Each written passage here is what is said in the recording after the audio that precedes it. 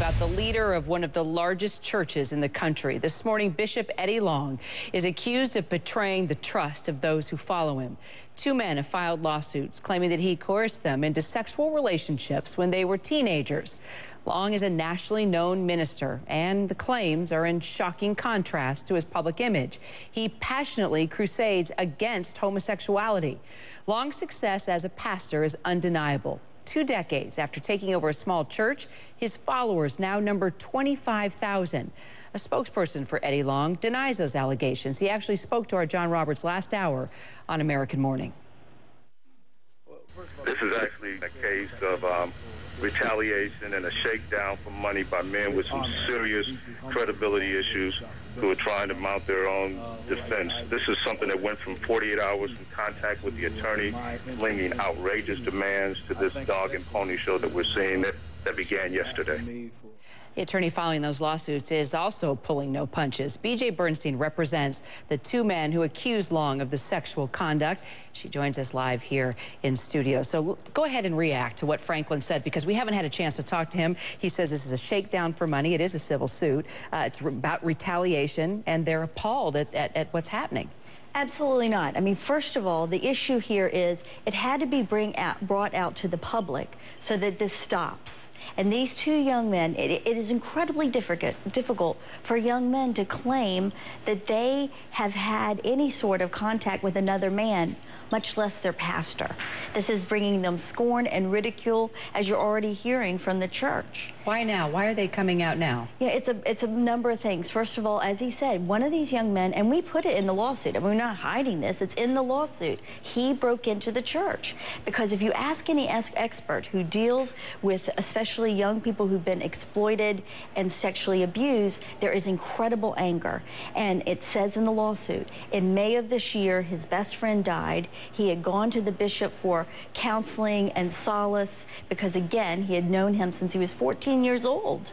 And the bishop then made a move on him, and that created a frenzy inside of him. It awoken him to how far this man didn't care about him and just was using him. Well, and that's what Art Franklin is saying, is that he broke into the church, that he's going to discredit Maurice Robinson and also Anthony Flagg. Anthony Flagg was not involved in this break-in, that this is all about retaliation because they attempted to break in and steal jewelry. Right, and this is the thing. He broke into the place in the church where some of these sexual acts occurred. He got the jewelry, which is black diamonds, jewelry that's estimated by the church at over $100,000.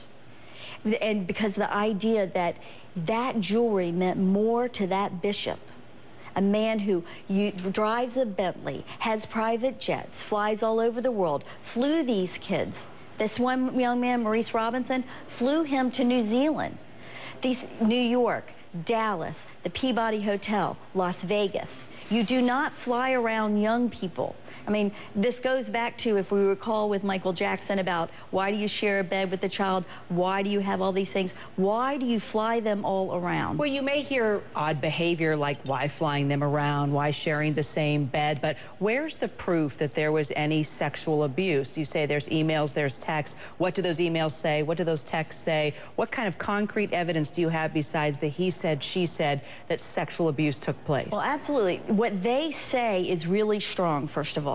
You know, I worked with sexual abuse victims. I was a prosecutor for a number of years. I speak on this topic a good deal. Tell me what was so strong, BJ. Tell me what Anthony told you, and then tell me what Maurice told you that really stood out to you. The emotion, the intensity, the very strong description of what sexual acts occurred, the progression of it, this covenant ceremony, which was like a wedding ceremony with Anthony Flagg. I mean, this is not just someone giving a vague thing, oh yeah, one time he did this, or a couple times. What is this covenant ceremony, this marriage ceremony? Is this some way of Bishop Long saying, you are now under me, or I am we're married and I'm in charge of you? Explain that to me. It was an exchange of jewelry and reading. The bishop reads biblical scripture to them and talks to him about how I have your back and you have mine. This is a young man who had no father in his life, that at 14 years old, his family moved, both these families moved to Georgia to be in this church.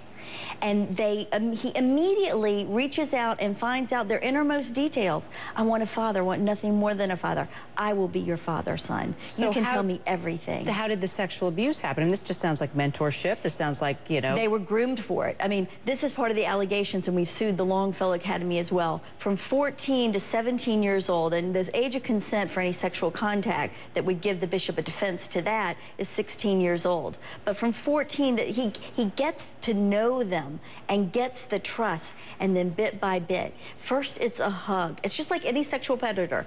Or we're sitting and watching a football game, and you put your legs up on their lap. And then there is, can you, one of the boys described going to the gym, oh, can you massage my neck? And then there's another massage, and it just slowly breaks down. Ask any victim of sexual abuse. It is a progression. It doesn't start out at one thing, and then it gets to the point of the most serious allegations of this lawsuit. So what happened? What clicked? What was the, why are they coming forward now? Then they started, some of the boys started talking, and there are other people who are out there who have spoken to me that we are vetting their situation now, and also there is some fear on their part about coming forward. I mean, it is, yesterday in my office, these two young men with their mothers sat in my office, one of them weeping with fear and concern and reading the complaint one more time, because I said, you are going to be crucified for what you're saying. There are people who love this man, just like any other abuse victim, and they just said, we have to do it, and they know there are others. But is there any way to prove that sexual contact actually happened? You know what? There is, because of this. Every case in America, every child molestation case is one person's word against another. And when you hear it, and we're not going to have them on TV. I've told everybody, we're not trotting them out on TV. What I am going to do is this. I am ready to put them under oath with the Bishop Long can spend the money on the best attorneys in this world, and they can question those young men, and then I'll get to question the bishop. And then we'll really see what's going on. And that, coupled with the excessive number of phone calls, I'm going to be able to subpoena. This man's on the phone with them all the time. He's supposedly the bishop, being the bishop for 33,000 members of a church. He knows presidents. He knows famous people. He is out, proselytizing the world. And yet he has time to email these kids all the time. I have his private email addresses. I'm subpoenaing him. I am getting the phone records. I have the passports. I am getting where they checked in the hotels. We are going to subpoena the black Amex cards that are used by the church's money to pay for these things. I have the W-2s. And then we'll have some other things as well that will be given to counsel. We'll follow the case. B.J. Bernstein, thanks so much. Thanks. Finally, a scandalous